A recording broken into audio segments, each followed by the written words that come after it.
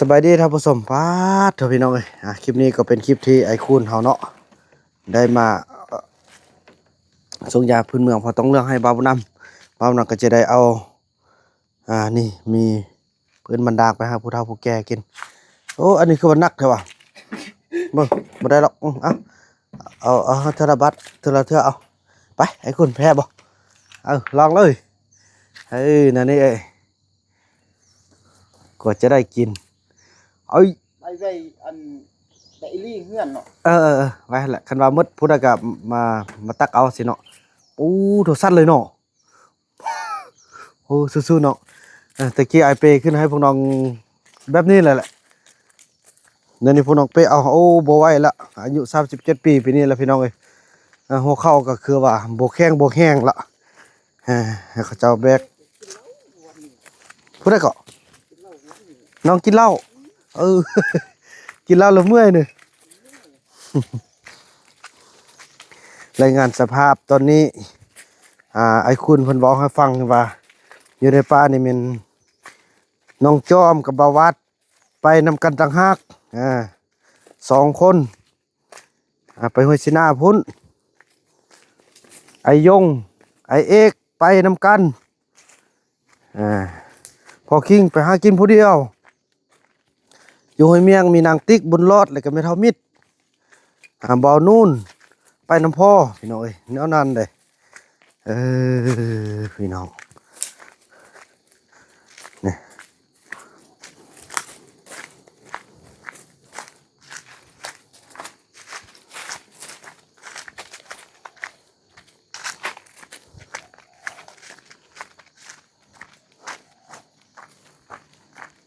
่พี่น้องเลยบาบีแล้วเอ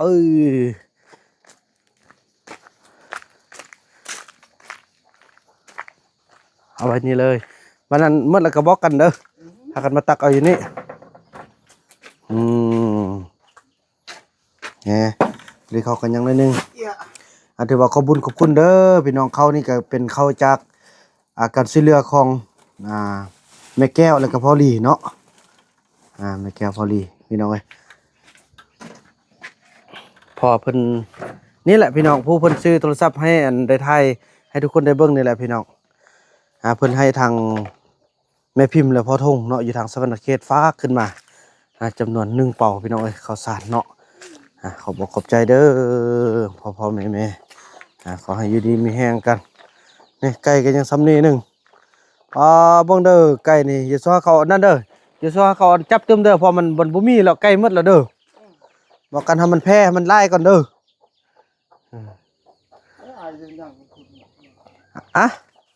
เนี่ยพี่น้องเอ้ยเนาะอันนี้ก็เป็นเมทัลเนาะคือนี่แหละพี่น้องเอ้ยไอ้คุณไป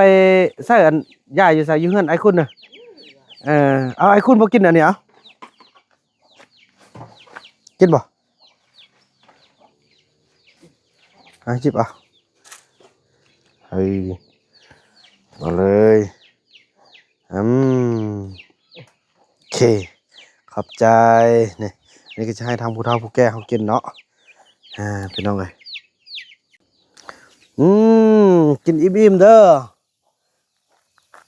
ปลาดุกหมดแล้วบ่ปลาดุกย่างบ่หมดแล้วซื้อมา5 โลมื้อนั้น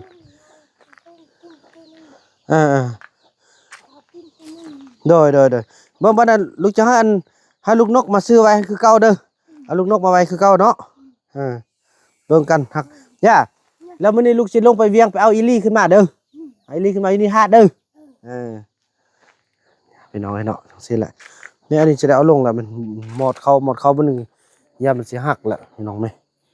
เนาะโอ้หมายนี่บ่ได้เรื่องพี่น้องนี่ไอ้คุณเฮาโอ้โถนี่โถนักหนึ่งเข้าน่ะโอ้นักคือเข้าหนึ่งแค่สั้นจะได้ให้ไอ้คุณละไปขึ้นไปอาจจะไปตักให้ทางคนคันบ่ตักกระยานมันสิดุกเนาะโอ้ยพุ่นเนาะก็ได้ตักได้หนึ่ง ก็ตักอยู่พุ่นเด้ตักสองมื้อ สองมือแต่บ่แห้งดีเถอะเนาะ มันหักบ่แห้ง มาตักใส่สังกะสีเอาเนาะไปเอาขึ้นได้เด้เงินจ่ายให้แล้วเนาะจ่ายให้ละ200,000พี่น้องเอ้ยบ่แม่น200,000 400,000โอ้400,000แม่นบ่4เบิร์นบ่แบกขึ้นไปเลยค่อยเด้อน้องเขาหันอยู่หันเปเอาไปกินเด้อเอาโธ่แน่ให้400,000กีบพี่น้องเอ้ยตัวส่งเสริมพี่น้องส่งเสริมว่าเฮ็ดแล้วต้องได้สินะเด้อแม่เด้ออยู่หันหาเด้อลูกจะได้ลงเวียงเด้อให้แข็งๆเด้อแม่เด้อจะให้ทางสาวนกซื้อของอยู่ของกินมาบ่พรปลาดุกนั่นแหละพี่น้องเอ้ยปลาดุกมาให้บ่อาสิซื้อมาไว้อุ้งนี่เด้อโอ้ยนางตึกเอ้ยขึ้นฮอดบุญรอดดอกพี่น้องเอ้ยผู้ใดมาทักมานี่ผู้ใดมาทักนี่น้องทัก อ้ายบ่เห็นมา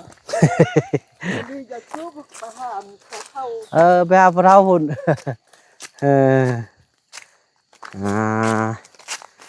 สวยกันไปสร้างกันไปให้คุณเลย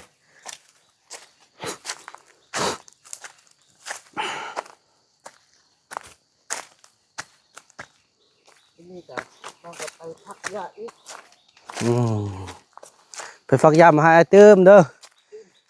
ได้เงินหลายเห็นบ่เดี๋ยวนี้โอ้สั่งห้าน่ะคือเข้าไปซอกกัน นั่นเขาบ่เฮ็ดละ เม็ดกะยาเขาบ่ได้เงินเนาะให้ปอนละ400,000เลยพี่น้อง400,000นี่ก็ถึกอยู่ประมาณจัก100 บาทพี่น้องเกือบประมาณ800กว่าบาทบ่พี่น้องเนาะทั่วแล้วเฮาซื้อแล้วก็ผลิตขายซื้อข้าวซื้อน้ำข้าวเจ้าจังซี่นี่จะได้ลงไปตักอีลุ่มพูนพี่น้อง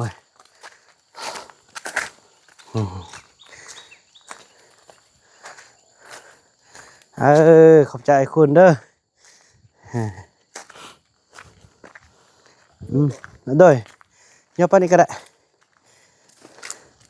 โอเคขอบใจคุณหลายๆ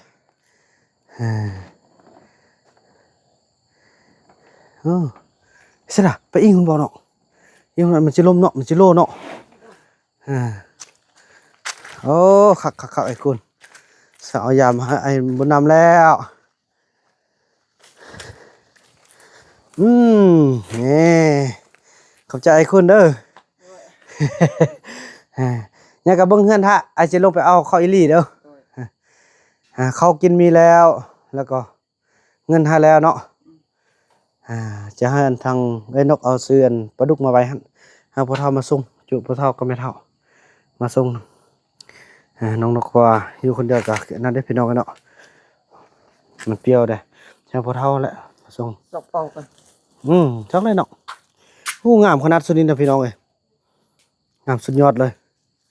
จะได้ไปตากกันนี่บ่เนาะ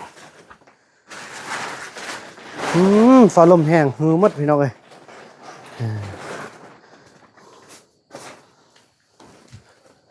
เอาเป่าข้าวเด้อน้องเด้อป้าเนาะเป่าไปซะมื้อดอกเฮ้ยได้บ่บุ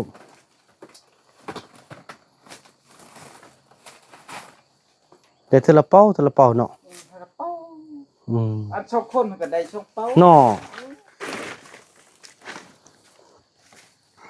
นี่ ได้แล้วบ่ตัวนี้เอาตัวนี้ก็ได้เนาะ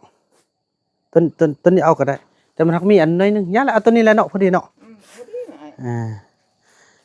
ไอ้ครับซื้อตลอดเด้อมาแล้วไอ้ครับซื้อแล้วบ่ต้องเอาต้นอื่นป่นเด้อเอาที่อันหักเอี้ยว เอาแต่ฮักเดียวป่นแหละขอบใจน้องเอ้ยมักแตงบ่เอาไปกินไปมั้ยมักแตงเอาไปให้ผู้เฒ่าเอาแม่นละเอาไป2หน่วยเลยก็ได้หุ่นหน่วยนั้นได้หุ่นไปเอาไปปั้นเขากินได้สู้ๆได้คุณเด้อได้เงินไปละพี่น้องเอ้ยโทรศัพท์ดิล่ะ โอ้ เกือบลืมเนาะโทรศัพท์โพดเพิ่นอยากแปลงโทรศัพท์ได้พี่น้องนี่จะหาเงินได้ ไปแป้กันจอนี่ก็ได้แหละ คันว่าบ่ได้แล้วก็มีแต่เอามาไว้คือไอ้บ้านเนี่ยเอาจาก4ปองไอ้ละไอ้สิซื้อมาเฮ้อนั่นๆเด้อน้องเด้อโชคดีไปแล้วอย่าลืมไปเอาเข้าไปกินน้ำเด้อพอโตพี่น้องเอ้ยเพิ่นได้เงินแล้วเพิ่นแบบเราดีใจนะพี่น้องเนาะดีใจก็ดีใจที่ว่าเราสร้าง2สร้าง5พี่น้องเอ้ย